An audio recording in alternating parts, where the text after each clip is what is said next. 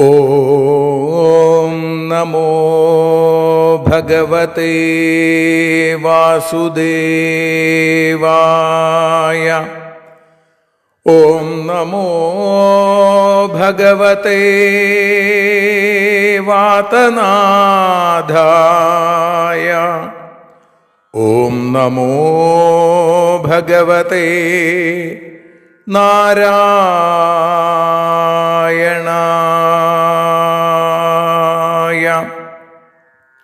ഏവർക്കും നാരായണീയ മധുരം ആസ്വദിക്കാൻ ഒരിക്കൽ കൂടി സ്വാഗതം.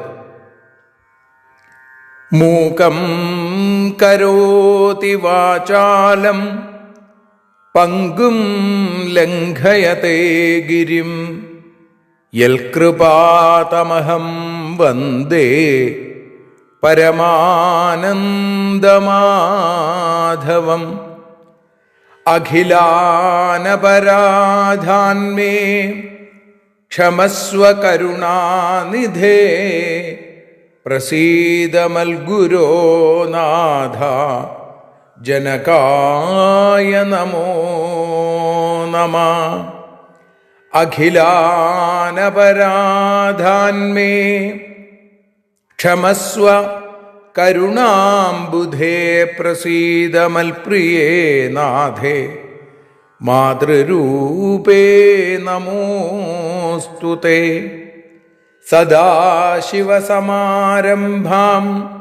ശങ്കരാചാര്യമധ്യമാം അസ്മദാചാര്യപര്യന്താം വന്ദേ ഗുരുപരമ്പരാം.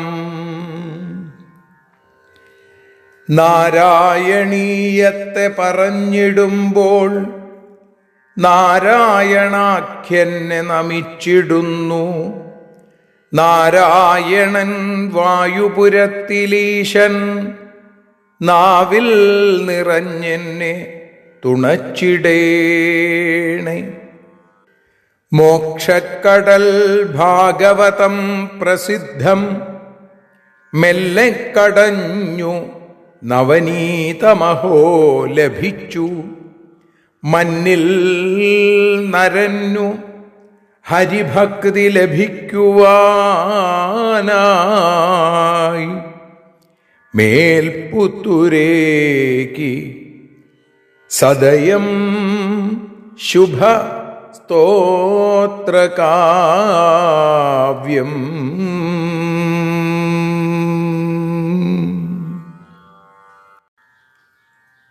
ഈ വിധമെല്ലാമുള്ള മേൽപുത്തൂർ നാരായണ ഭട്ടതിരിയുടെ കാവ്യോപാസന ശ്രീമൻ നാരായണീയം.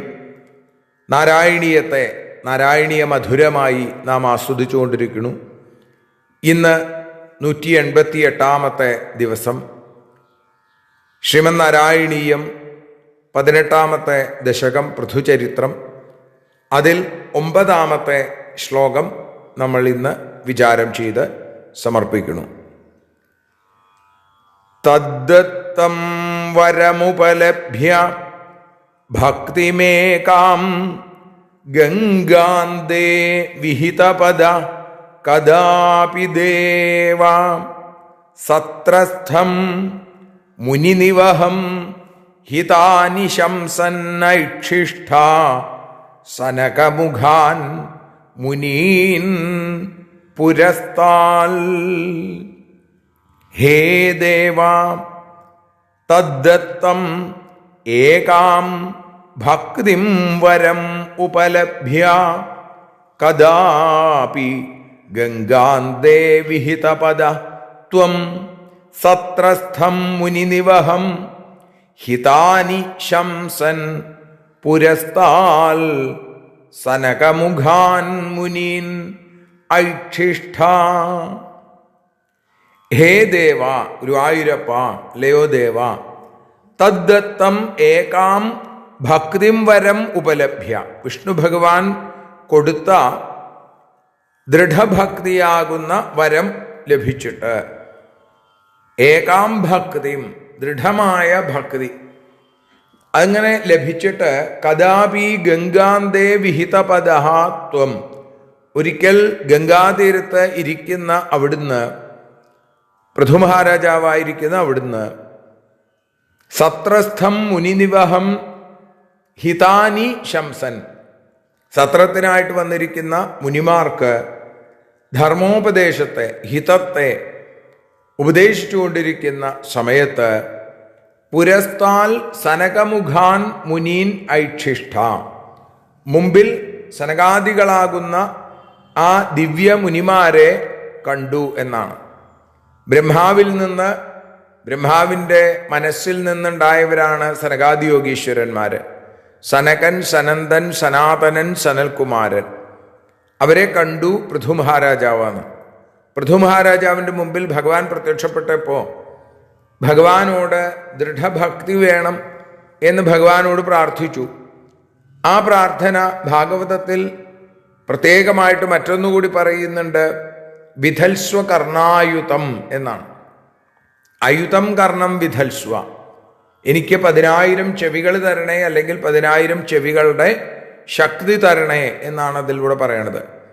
എന്തിനു വേണ്ടിയിട്ടാണ്? ഭഗവാന്റെ കഥകൾ എവിടെയൊക്കെ പാടുന്നുണ്ടോ അത് കേൾക്കാൻ പാകത്തിന് എൻ്റെ ചെവികൾക്ക് ശക്തി തരണേ എന്ന്.